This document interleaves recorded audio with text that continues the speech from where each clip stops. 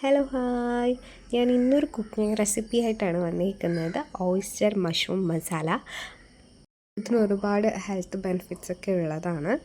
സ്ഥിരമായിട്ട് മോംസിൻ്റെ തന്നെയാണ് വാങ്ങുന്നത്. അവരുടെ വാട്സാപ്പ് നമ്പറിൽ കോൺടാക്ട് ചെയ്ത് അവർ ട്രിവാൻഡ്രത്താണെന്നുണ്ടെങ്കിൽ അവർ വീട്ടിൽ കൊണ്ടുവന്ന് തരും.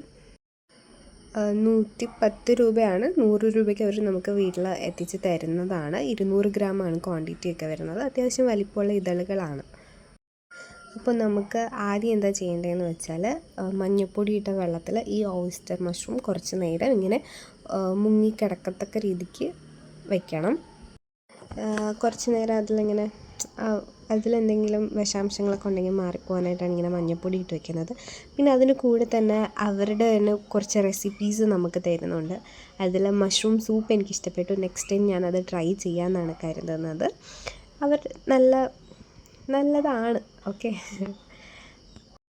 പിന്നെ ആദ്യം നമുക്ക് പാൻ ചൂടാക്കിയിട്ട് അതിൽ എണ്ണ ഒഴിച്ച് എല്ലാ കറികളും ഉണ്ടാക്കുന്ന പോലെ കടുക് ഒന്ന് പൊട്ടിച്ച ശേഷം സവാളയും പച്ചമുളകും കൂടെ ഇങ്ങനെ ചെറുതായിട്ട് അരിഞ്ഞ് അതൊന്ന് വഴറ്റിയെടുക്കാം.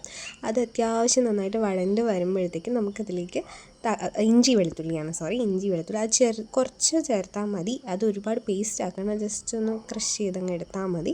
പിന്നെ അതിലേക്ക് തക്കാളി ആഡ് ചെയ്യണം. തക്കാളി വഴണ്ട് കഴിയുമ്പോഴാണ് നമ്മൾ പൊടികളൊക്കെ ചേർക്കുന്നത്. പൊടികളെന്ന് പറയുമ്പോൾ മല്ലിപ്പൊടി, മുളക് പൊടി, മഞ്ഞൾപ്പൊടി, ഗരം മസാലയാണ് ആദ്യം ചേർക്കുന്നത്. പെപ്പർ നമ്മൾ ചേർക്കുന്നുണ്ട്, അത് പിന്നീടാണ്.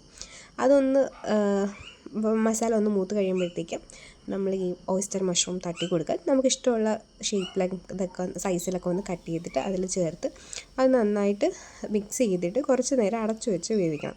അപ്പോൾ അതിൽ ഉള്ള വെള്ളമൊക്കെ ഇറങ്ങിക്കോളും. നമ്മൾ രണ്ടാമത് വെള്ളമൊന്നും ആഡ് ചെയ്യേണ്ട. നിങ്ങൾക്ക് ഇച്ചിരി കറി പോലെ വേണമെന്നുണ്ടെങ്കിൽ ആഡ് ചെയ്യാം. ഞാനിങ്ങനെ ഇടയ്ക്കിടയ്ക്ക് തുറന്ന് നോക്കിയിട്ട് ജസ്റ്റ് ഒന്ന് മിക്സ് ചെയ്ത് കൊടുക്കുന്നുണ്ട്. അപ്പോൾ അത് തുറന്നതിൻ്റെ ഒരു ആവിയാണ് മുകളിലേക്ക് വന്നത്.